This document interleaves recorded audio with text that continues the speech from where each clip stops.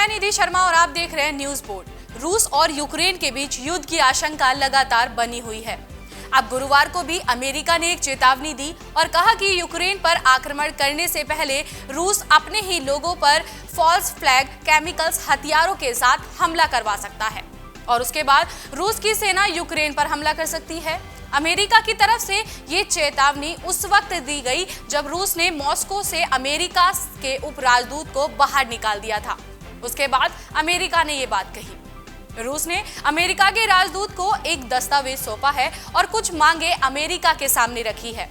इनमें रूस ने अमेरिका से कहा कि वो फौरन मध्य और पूर्वी यूरोप से अपना तमाम सैनिकों को बाहर निकाले।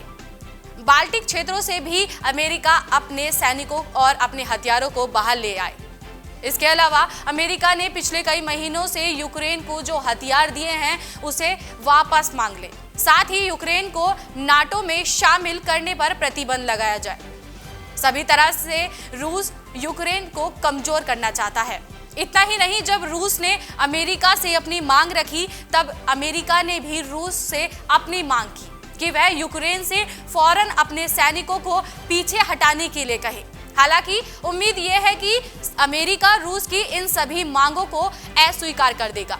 संयुक्त राष्ट्र सुरक्षा परिषद की बैठक में अमेरिका ने कहा कि उसे रूस की कई योजनाओं के बारे में पता है, जिसमें केमिकल्स हथियारों के साथ लड़ाई की शुरुआत करने की भी एक योजना शामिल है। अमेरिका विदेश मंत्री एंटनी ब्लिंकन ने कहा कि रूस फॉल्स फ्लैग ऑपरेशन की योजना के तहत पहले अपने ही लोगों पर केमिकल्स हथियारों के साथ हमला कर सकता है और फिर वो यूक्रेन पर हमला करवा सकता है। एंटनी ब्लिंकन ने कहा कि रूस आने वाले दिनों में आक्रमण की तैयारी कर रहा है। हालांकि उन्होंने ये भी कहा कि अमेरिका के पास कोई औपचारिक जानकारी नहीं है। उनका ऐसा मानना है कि पुतिन हमले से पहले आक्रमण का बहाना बना सकते हैं। उन्होंने कहा कि ये आक्रमण मनगढ़ंत और तथाकथित आतंकवादी हमला हो सकता है या फिर रूस खुद अपने ही नागरिकों पर कोई ड्रोन हमला करवा सकता है या फिर रूस वास्तविकता में अपने ही नागरिकों पर रासायनिक हथियारों से हमला करेगा और इसका इल्जाम यूक्रेन पर डाल सकता है। रूस पर अमेरिका ने ये सभी आरोप तब लगाए जब यूएनएससी में रूस के विदेश मंत्री ने कहा कि कूटनीति बातचीत की संभावना काफी कम हो गई है। इससे पहले यूएनएससी में ही अमेरिका ने कहा था कि यूक्रेन संकट से निपटने के लिए आखिरी रास्ता बातचीत है। इसके अलावा कोई और विकल्प नहीं है।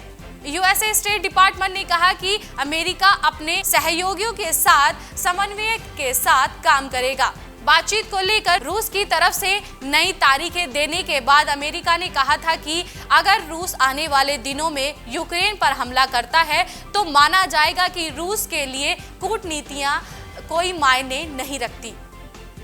इस बीच कुछ तस्वीरें के माध्यम से पता चला है कि रूस के निशाने पर सीधे यूक्रेन की राजधानी कीव है।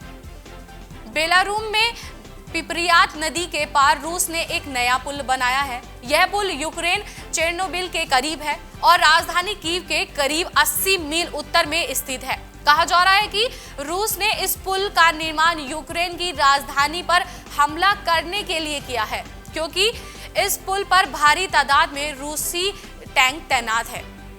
तो आज के लिए इतना ही। देखते रहिए हमारे साथ न्यूज पोर्ट। नमस्कार दोस्तों, मैं हूँ मुकेश ऋषि। हाय, मैं हूं गोविंद नामदेव। नमस्कार, मैं हूं विक्रम भट्ट। हाय, मैं हूं नीरज सूद और आप देख रहे हैं और आप देख रहे हैं न्यूज़पोर्ट.com।